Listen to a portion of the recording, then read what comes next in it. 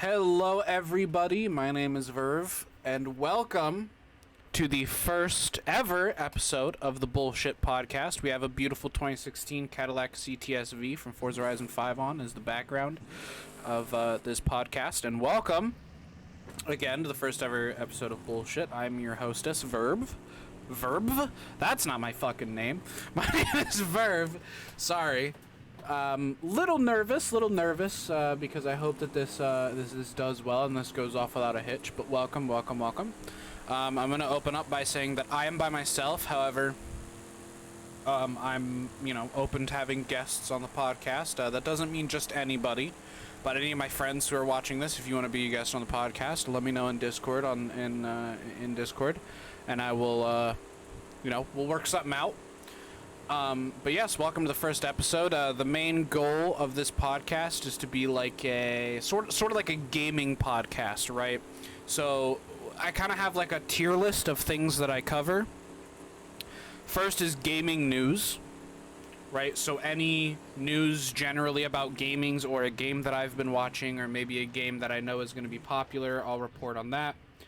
Then, as we get more through the podcast, then we start talking about world news. Now, something that I don't want to do is report on the really depressing and stupid world news, right? There's a lot of bad world news out there. A lot of stuff that keeps us depressed. I mean, watch any major news outlet. They're going to cover that stuff. I want to cover the odd, funny, interesting stuff, right? I don't want to cover, like, the Prime Minister Boris Johnson is stepping down because he embezzled money. Like, I'm not saying that's why he did, but I'm just saying, like, that's an example, right? Like, I don't want to provide, like, this, like, shocking negative news coverage stuff because ultimately that's just not fun. We're here to talk about random bullshit, hence the title, Bullshit. It's called Bullshit. We talk about random bullshit, and we're not going to be talking about random bullshit if we're talking about depressing shit. This isn't depressed shit podcast. This is bullshit podcast. We're here to talk about fun things and new stuff in the world of gaming.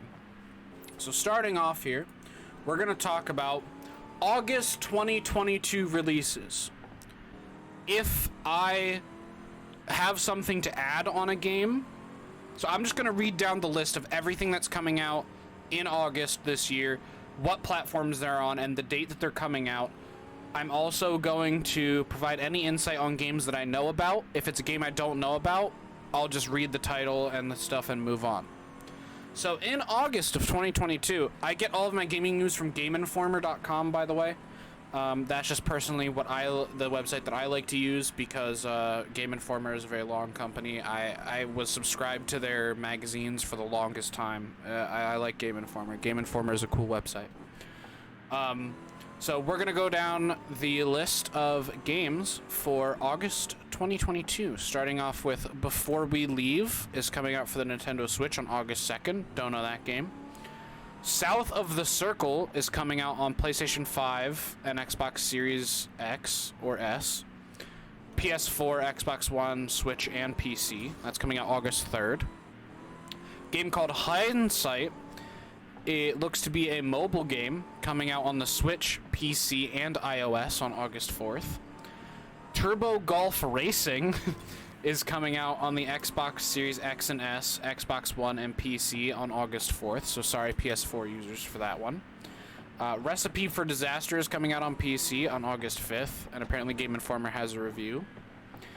2 Point Campus coming out on PS5, Xbox Series X and S, PlayStation 4, Xbox One, Switch, PC, pretty much everything, on August 9th.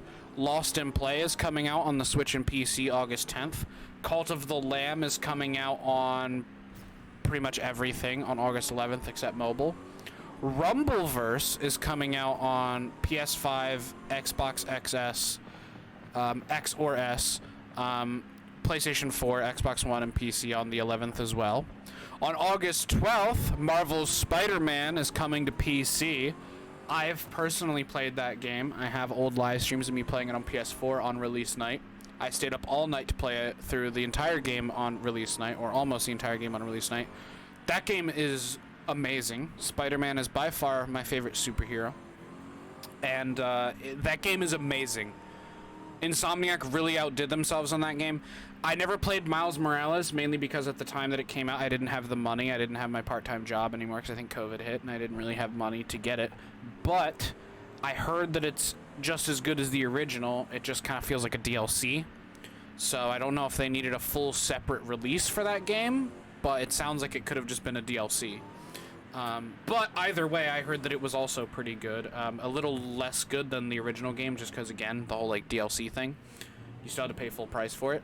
But, heard the game was good. Both of them are coming to PC, remastered on the 12th. I'm excited for that, and whenever the next time I have money is, I will buy it, and we'll do a full live stream Let's Play of both games for sure. That will be going up on the main channel. Blossom Tales 2, The Minotaur Prince, is coming out on Switch and PC on the 16th. Roller Dome is coming out on PS5, PlayStation 4, and PC on the 16th. Cursed to Golf is coming out on PS5, Xbox Series X and S, PS4, Xbox One, Switch, and PC on the 18th. RPG Time, The Legend of Right, is coming out on the Switch on the 18th. Thymnesia, or Timnesia, I'm not sure. It's spelled T-H-Y, amnesia. PS5, Xbox Series XS, and PC on August 18th. We Are OFK is coming out on PS5, PS4, Switch, and PC on the 18th. Madden NFL 23, classic Madden games, coming out on the 19th for PS5, Xbox Series X and S. They're also still keeping them on last gen for PS4 and Xbox One, surprisingly, and also PC. Midnight Flight Express is coming out on PS4, Xbox One, Switch, and PC. So last gen, interestingly enough, not for the current gen. Saints Row, the new Saints Row is actually coming out on August 23rd, which I've been keeping an eye on a little bit. I haven't been keeping up with news for it, but I've been keeping an eye on it. I might get that game and play through it if it gets good reviews, and I have the money for it. That's coming out on all platforms. F1 Manager 2022 is coming out on the 25th. That's coming out on all platforms, except Switch. Saints Row isn't coming out on the Switch either. SD Gundam Battle Alliance is coming out on all platforms on the 25th. Soul Hackers 2 is coming out on all platforms except the Switch on August 26th. Destroy All Humans 2 Reprobed is coming out on all platforms except Switch on August 30th. Immortality, it seems to be a mobile game, is coming out on the current gen Xbox, PC, iOS, and Android on the 30th. Also on the 30th is going to be Teenage Mutant Ninja Turtles The Cowabunga Collection on all platforms, including Switch. And Tinykin is coming out on the 30th for PS4, Xbox One, Switch, and PC. So those are all of the new releases coming out this August. Two to note for me personally is Marvel's Spider-Man and Saints Row. I'm interested to see what comes of those two. I haven't really heard of any of the other games aside from like the Madden NFL and the F1 Manager. But I'm interested to see how, Saints Row does in the reviews, and I'm interested to play Spider-Man again. Spider-Man was such a good fucking game, and I'm super excited to play that fucking game. I kind of want to read a bit of Game Informer's review. I want to see what they thought of Spider-Man real quick.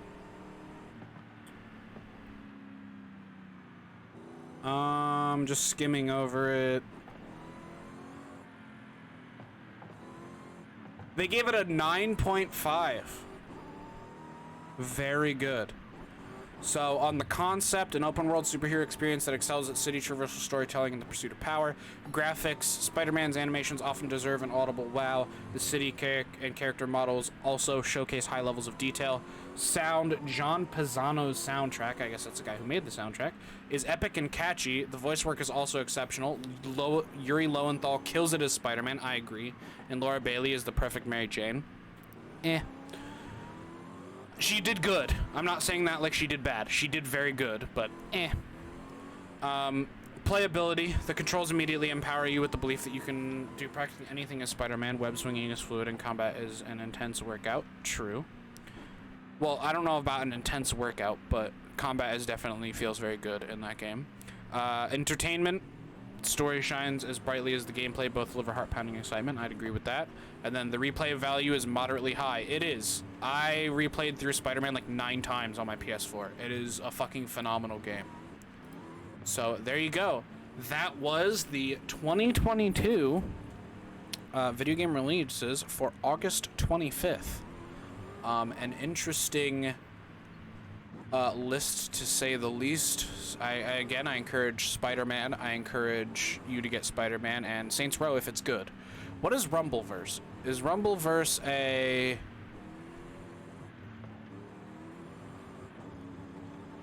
What is it? Here we go. Brawling Battle Royale Rumbleverse. Oh, God. So it's a Battle Royale, but instead of guns, you just fight people? That sounds horrible. I'm sorry. That just sounds horrible to me. But yeah, those are the releases for August. We're going to be moving on to our next topic here, which is actually all about... we're gonna talk a little bit about the doc here, all right? The doc, Dr. Disrespect, you know, the doc. He is apparently working together with a new AAA development studio called Midnight Society, and I couldn't find when Midnight Society came about, but it's spearheaded by not only Dr. Disrespect himself, but also Robert Bowling, who was formerly a community manager and creative strategist for Infinity Ward, Quinn Del Hoyo, a developer who previously worked on franchises including Gears of War and Halo, and Sumit Gupta acting as the CEO. I'm not sure who Sumit Gupta is, but he is the CEO of the company. The company is in San Mateo, California, and as of July 2022, they're developing a free-to-play battle royale title codenamed Project Moon. Some notable other people who are in this team are some Halo Infinite veterans: Darren Bacon, who was the art director; Greg Cox, 3D environmentalist artist; Alex Fennell, the technical director of infrastructure; Rodney Gilliard, software engineer; and Howard Colby, technical art director. And this game is apparently called Dead Drop. Not Dead Drop, Dead Rop. There's no two D's. It is Dead Rop, or D Drop. They're making a first-person game. It is called Dead Rop, and it has gameplay footage. This gameplay comes from players who had very early access to the title, so it's less of a demo or vertical slice of gameplay and more of a proof of concept. And we're gonna go ahead and check it out ourselves from Okami Games. So we're gonna go ahead and pause this, and we're gonna go ahead and show this here on screen. So here we have a first bit of gameplay. I don't know why the quality is so dog shit. Would it be better if we watch it on Twitter? I would imagine. Yeah, the quality is a bit better. So here's Dead Rop, the first-person shooter that this Midnight Games, or whatever they're called, are working on. Midnight Society, excuse me. Looks fairly interesting. It's a little loud. So already I'm noticing this weird like M16 cross with aliens, colonial marines, plasma gun, whatever the fuck that was called, the pulse carbine. The animations look relatively smooth. I'm not a fan of how close the weapon model is to the screen. Like, I want to point out here, look at how close this gun is to the screen when you're reloading. Like, look at this. You can't see anything while you're reloading at all. You can't see anything. Your vision is completely blocked when you reload. Nuts.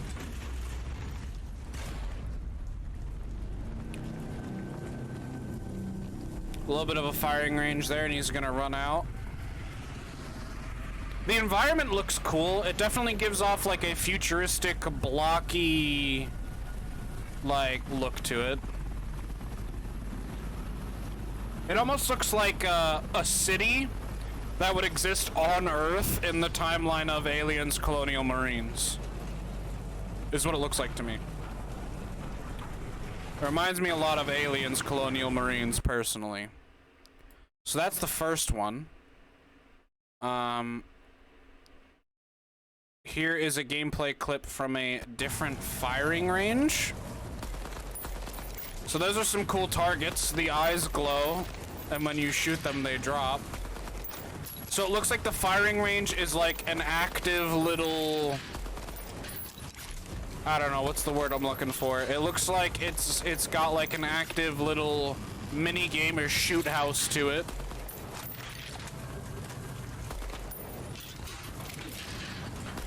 Does the ammo counter actually count? Okay, it does. It changed from 21 to 4. So the ammo counter does work. There's actually ammo in the gun. Let's go.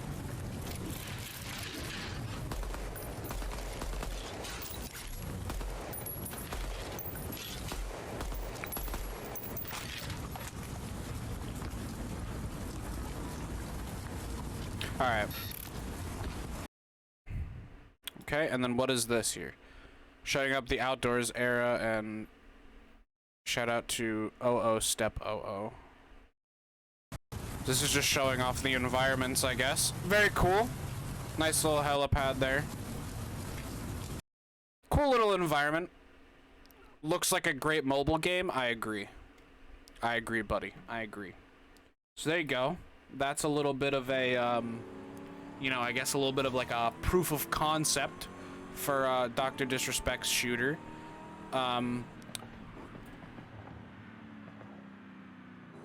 So Dr. Disrespect helped, I'm going to read the article now.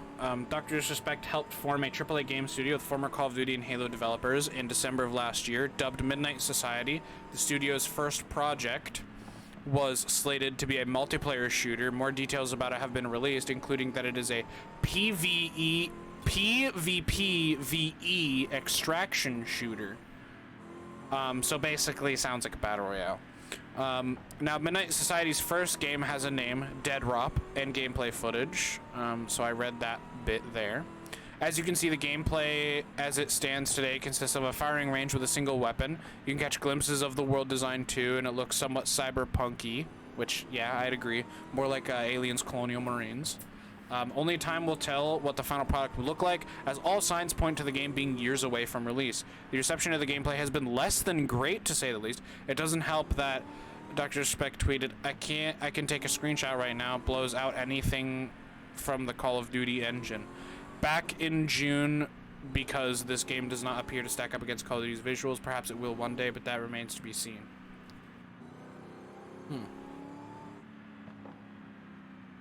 So basically, he's chatting shit and saying that his game is gonna be like mad good.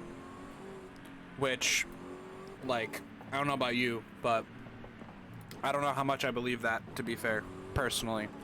I don't know how good the game's gonna be. I agree with the I agree with the tweet. It definitely looks like a fucking mobile game. I don't know if you guys agree, but one of the comments says, looks like a great mobile game. Nah, have you seen Dead Space or COD Mobile? Is what somebody responded with. Wiimote Cactus. COD Mobile, I mean, COD Mobile's visuals are fine. COD Mobile's visuals are just kind of one-to-one with what Black Ops 2 had. If you're saying that COD Mobile is shit, then you're essentially saying that Black Ops 2's graphics were shit, which, at least at the time, they weren't, and I still think they hold up a bit. Doc really said this looks better than Modern Warfare 2, Lamau. True.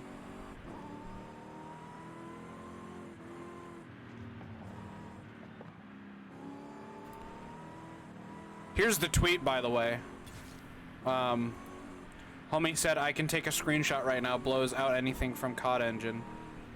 Just wait until next month. Yeah, I can't say I agree with that, Chief. It doesn't really look like, doesn't really look as good as COD, I'm not gonna lie.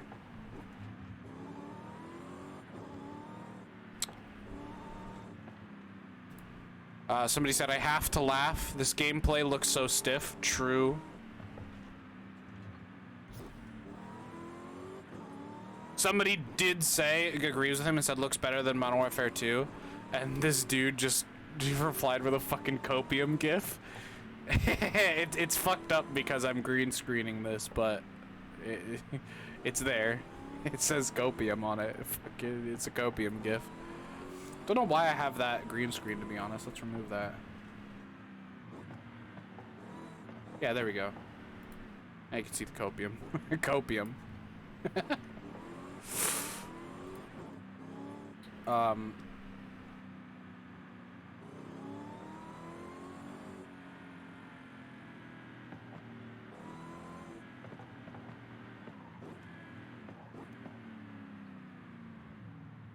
There you go. So yeah, there's some replies. People aren't seeming too happy. Generally pretty optimistic about things, but this does not look like a AAA game at all. I know it's in development, but is it really gonna change all that much on release? It's not releasing until maybe 2024 or 2025. I mean, that's what he said since the start. This looks embarrassing. Really like the atmosphere it's going for. I would agree. The atmosphere is kind of cool. This is an L for sure. So far, I would agree, but again, it's very early in development. I'm not gonna shit on the game because, I mean, they literally like seemingly just started.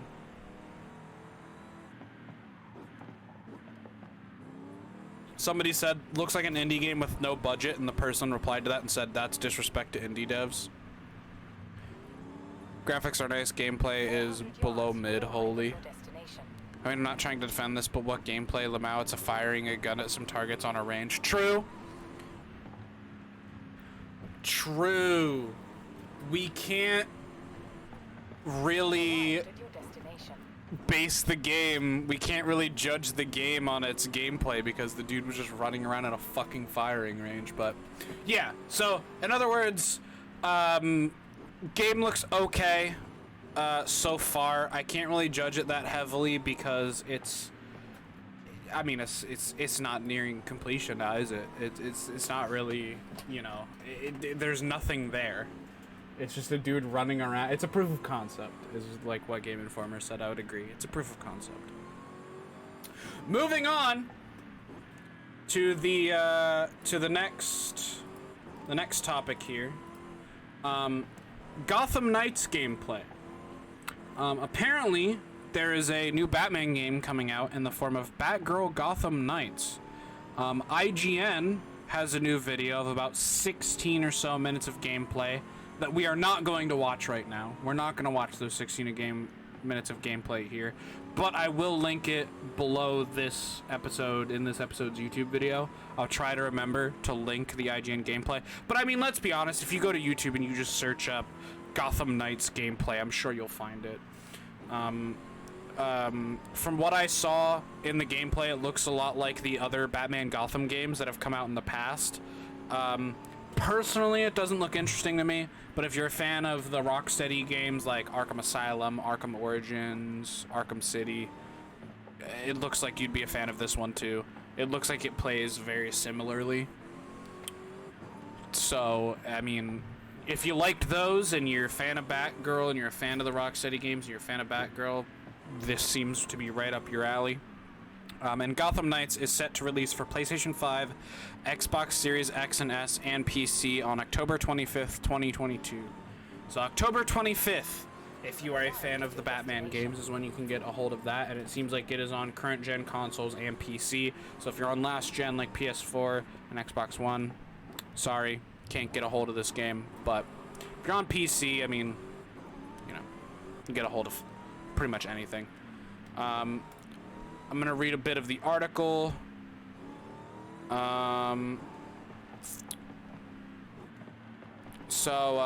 Today, which this article says, but this article was published on August 1st. So August 1st, as a part of IGN First coverage, the studio released the first 16 minutes of Gotham Knights gameplay, and the focus is exclusively on Batgirl. If you're worried about spoilers, don't fret. There's not much revealed story-wise in this gameplay, but it does feature a look at the first mission as well as some of the in-game mechanics we'll be utilizing to solve mysteries and fight crime. According to the video, this takes place right after the prologue. So there you go. There's a little bit of background on the 16 minutes of gameplay.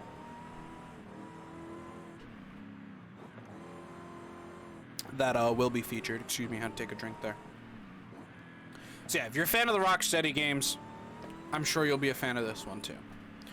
So moving on to our next topic for the podcast. A dinosaur survival game. I don't know how that sounds to you guys, but a dinosaur survival game sounds pretty wicked. So according to Game Informer here, a studio by the name of Great Ape Games is making a dinosaur survival game, and they released a new trailer quite recently. None of the trailer is actually gameplay, so I can't make any opinions myself, but from what we've seen, it looks like it could be some fun, but you never know with the cinematic trailers. They always look awesome and amazing to try to sell the game to you. Whenever a cinematic trailer comes out, that's cool and all, but you're really not gonna get a handle on what the game has to offer until you see that gameplay trailer, and even then you can't believe it 100%. You can believe it like 60 to 80%, but you can't believe it 100%. I'll personally wait for the gameplay, thank you.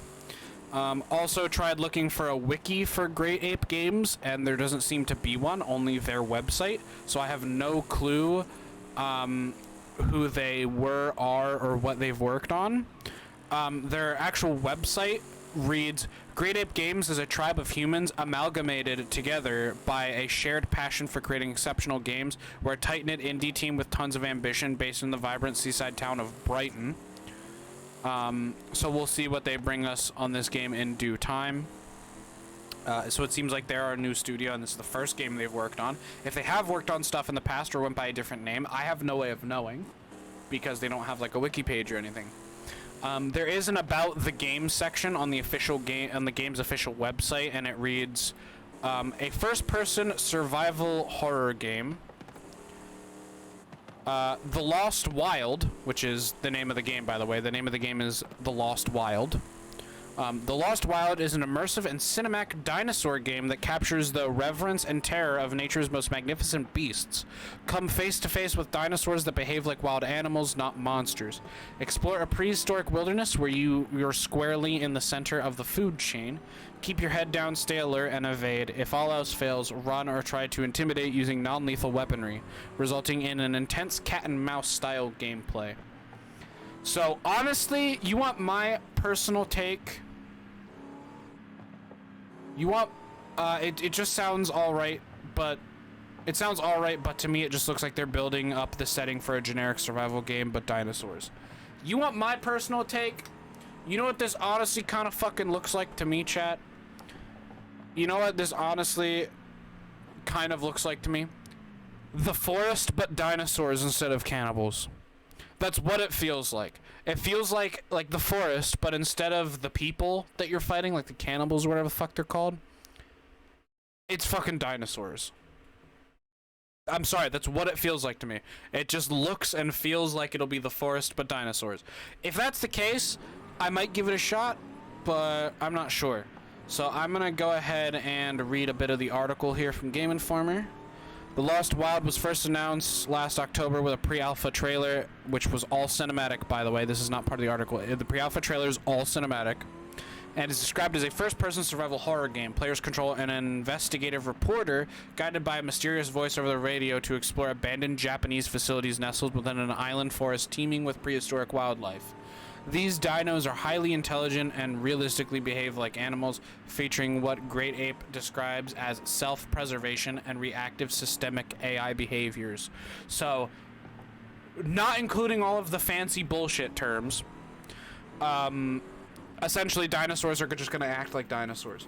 They're not necessarily programmed to hunt you down and kill you and be a monster.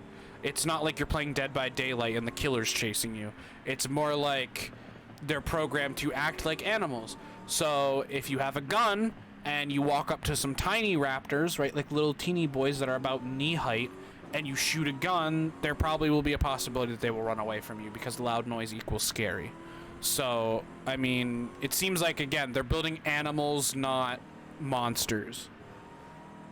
It seems like instead of just trying to come after you and kill you, the animal will actually think about whether if it can take you on or not, and will either run away or attack you if it feels like it can do that. So, looks interesting. I'm personally not going to look super forward to it. I'll keep it in the back of my mind and provide updates if there's any interesting updates on it in future episodes of bullshit. But I mean, it's, you know, it's just a dino survival game, innit?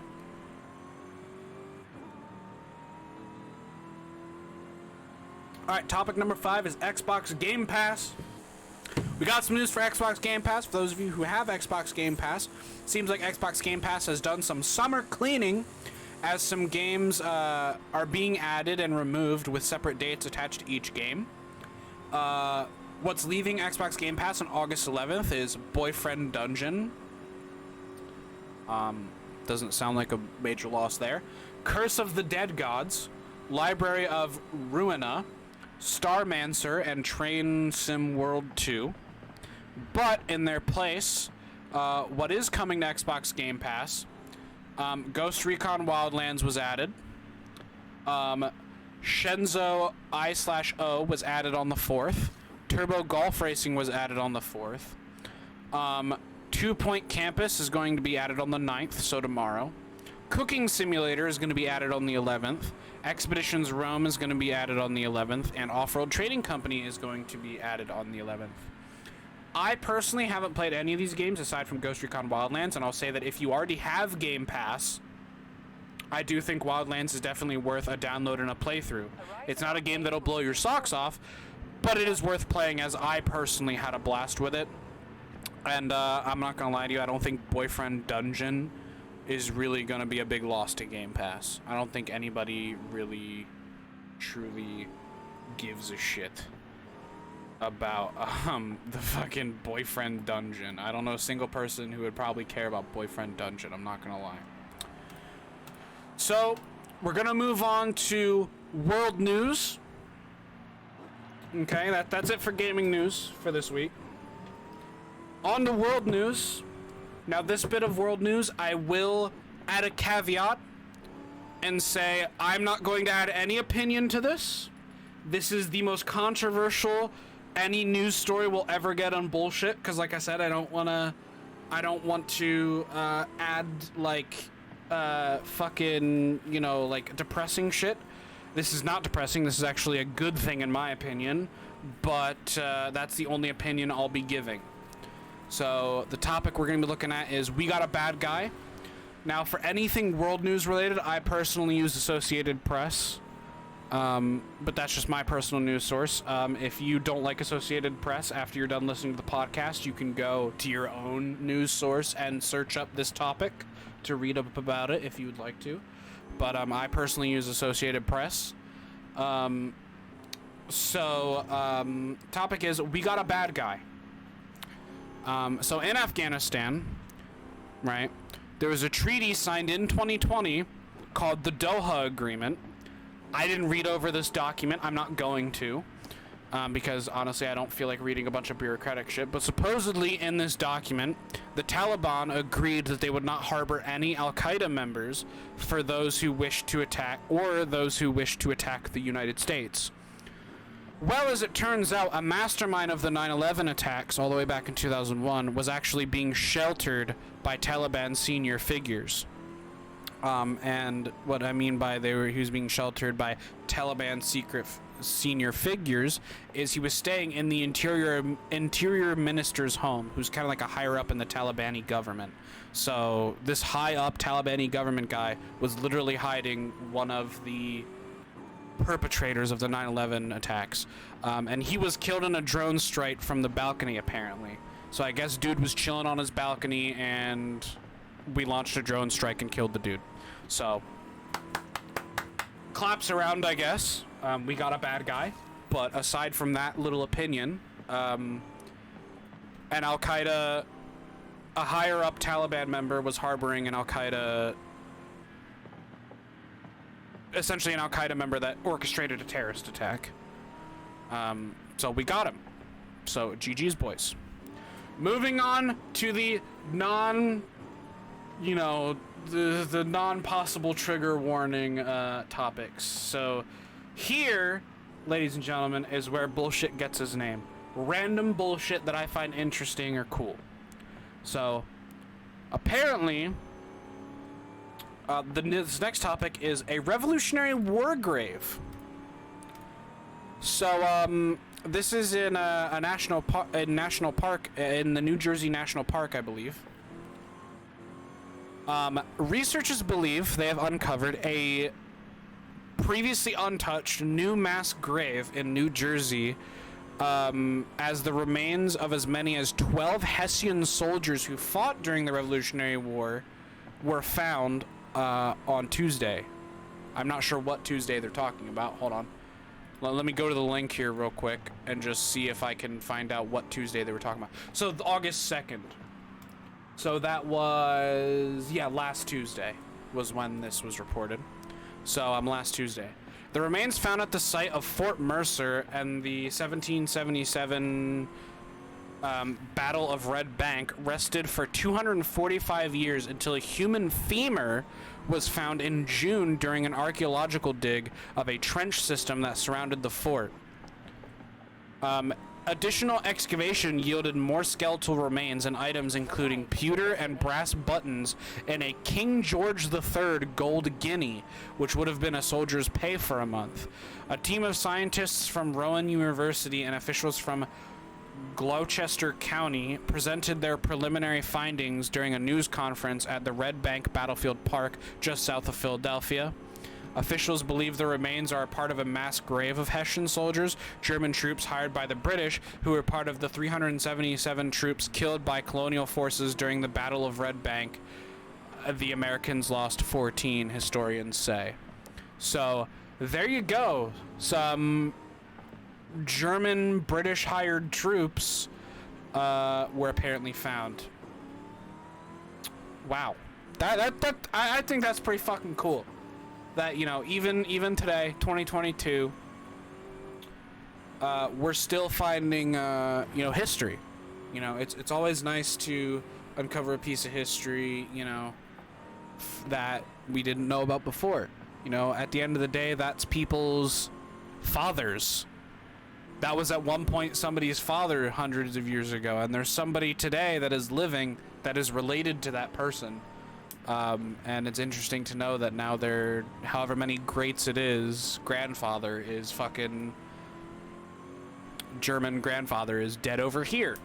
You know, we're uncovering history, you know, all the time, and it's interesting to know that, you know, back then, one fucking gold coin was a soldier's pay for an entire month. Imagine one gold fucking coin was your pay for an entire month. I'm not going to begin to try to calculate or look up things on how much money that would be today with, like, you know, inflation and, you know, currency conversions and all that shit. But, man, one gold coin. Imagine you're fighting a fucking war and your, like, lieutenant or whoever walks around and goes, yep, all right, here's your gold coin for the month. I have no clue how much money that is, but here's your gold coin for the month. Like, I can't fucking imagine. Alright.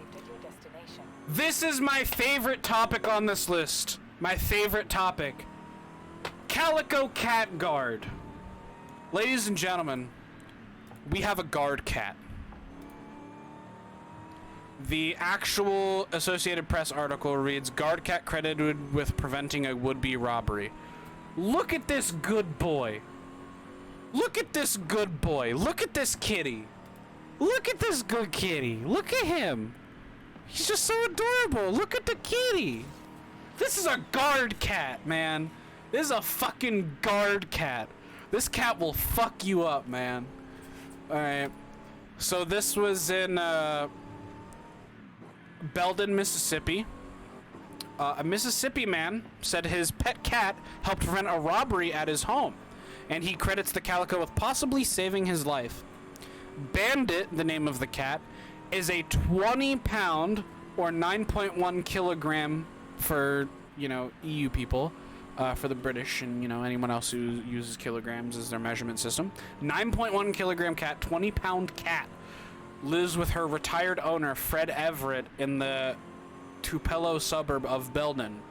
When at least 2 people tried to break into their shared home last week, the cat did everything she could to alert Everett of the danger. You hear of guard dogs, said Everett, who's 68 years old. This is a guard cat. The attempted robbery occurred sometime between 2:30 and 3 a.m. on July 25th, Everett said. He was first awoken by bandits' meows in the kitchen. Then she raced into the bedroom, jumped onto the bed, and began pulling the comforter off of him and clawing at his arms. Everett knew something was wrong. She had never done that before, Everett said. I went, what in the world is wrong with you? Everett got up to investigate and saw two young men outside his back door. One had a handgun and the other was using a crowbar to try and pry open the door, he said. Everett said by the time he retrieved a handgun and returned to the kitchen, the would-be intruders had already fled. Everett told the newspaper that he did not call the police. He said the situation could have been different without Bandit. That's fucking awesome, man. A fucking guard cat. I want a fucking guard cat, man. Where can I get a fucking guard cat, man? I want a fucking guard cat. All right. Let me ask you a question, chat. Have you ever seen a spider and been scared of that spider? Have you ever seen a spider, maybe two, maybe three? You've seen some spiders. You're like, man, I really want to kill them. Or you know the meme, burn it with fire? Well, this topic, chat, is when killing spiders goes too far. This story comes to you from Salt Lake City, Utah. A man has been arrested on accusations he started a wildfire while trying to burn a spider with his lighter.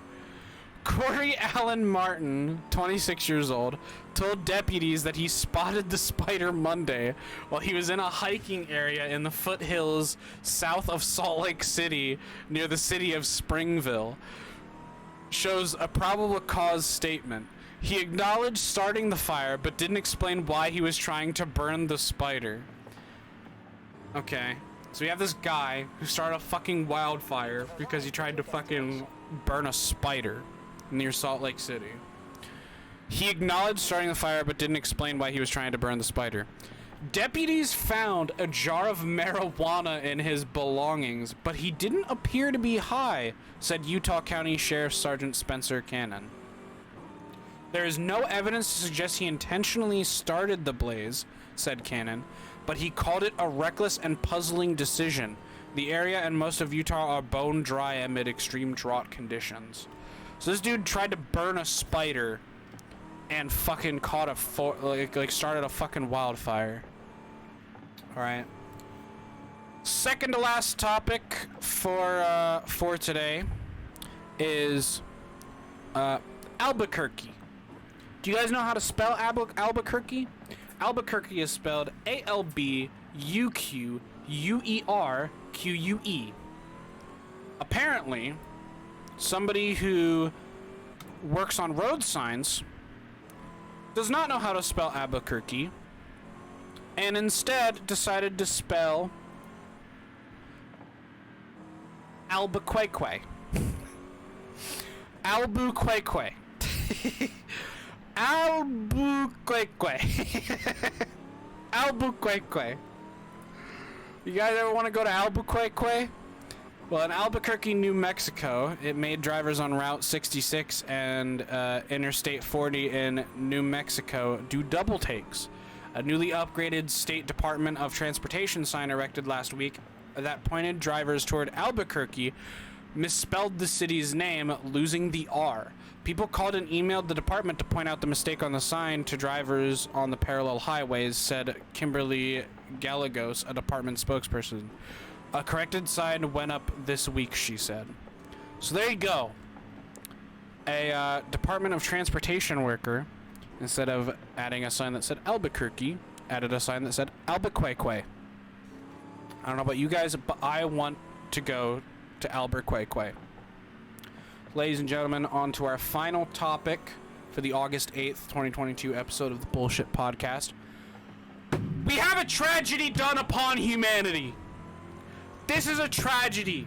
We all need to riot. This is going to spark a riot across all of the United States. Every American listening to this podcast, we need to band together and riot against the company Klondike. A tech millionaire offered to buy it. A U.S. senator suggested that the government should force the manufacturers to make it. But so far, Klondike isn't budging from its plan to discontinue the Choco Taco. Ladies and gentlemen, Klondike is gonna take this tasty fucking treat away from us. Look at this.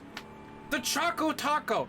I'm not kidding when I say this is my go-to ice cream snack. If I go to a fucking Turkey Hill or a Sheetz or something, and I walk in there and I look at their ice cream bin because I'm in the mood for fucking ice cream, and I don't know what to get, this is my fucking go-to. They are getting rid of the Choco Taco. Klondike confirmed Tuesday that the summer treat is being pulled from ice cream trucks, convenience stores, and grocery shelves. Quote, over the past 2 years, we have experienced an unprecedented spike in demand across our portfolio, and we have to make very tough decisions to ensure availability of our full portfolio nationwide, a Klondike representative said in an email. A necessary but unfortunate part of this process is that we sometimes must discontinue products, even a beloved item like Choco Taco. The news came just days after ice cream maker Good Humor confirmed the demise of another nostalgia-steeped favorite, Toasted Almond Bars.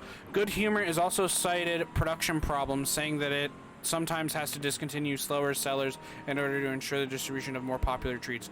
Klondike, which is owned by London-based Unilever, continues to sell cones, shakes, and its signature Klondike bar nationwide.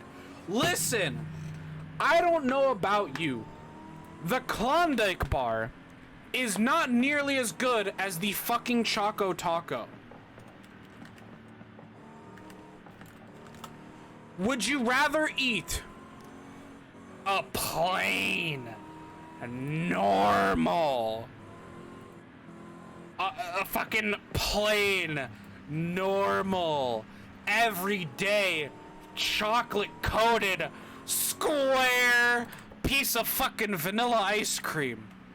Or would you rather delve into the vanilla and chocolate swirl with fucking nuts and chocolate drizzled on top, accented by the slight crunch of a beautiful tortilla shell of a Choco Taco? I'm upset. This is it, man. I'm fucking done eating ice cream. I can't eat ice cream now. What is this? A fucking square, like a square of vanilla ice cream covered in chocolate. That's all this is. Square of vanilla ice cream covered in chocolate, and you're getting rid of this delicious fucking Choco Taco, bro. This! You are saying that this is better than this. No shot, bro. No fucking shot. No fucking shot. But ladies and gentlemen, that concludes the Bullshit Podcast for August 8th, 2022. I hope you enjoyed it. This is the first episode. We will have an episode. I will try to make a Bullshit Podcast for every Monday from here on out. And for the after show will not be recorded and uploaded. Instead, what will happen is any highlights that happen during the after show. So if something funny happens or we talk about something particularly interesting, go ahead and place a stream marker, make a Twitch highlight of it, and that'll go up on the channel as well under the Bullshit After Show highlights playlist. So there's going to be two playlists. One is the Bullshit Main Show, which is what this is. The next one is the after show highlights. So ladies and gentlemen, thank you all so much for tuning in to the August 8th, 2022 episode of the Bullshit Podcast. I hope you enjoyed your time. I hope you learned something. I hope you're as pissed as I am about Choco Tacos. I hope you found Bandit the Guard Cat interesting. We're uncovering history every day with Revolutionary War graves, and we talked about the releases for August 2022, Dr. Disrespect's game, Dinosaur survival game, Gotham Knights, and what's happening with Xbox Game Pass. So, hope you guys enjoyed. I'll see you next Monday for another ounce of bullshit. See you later.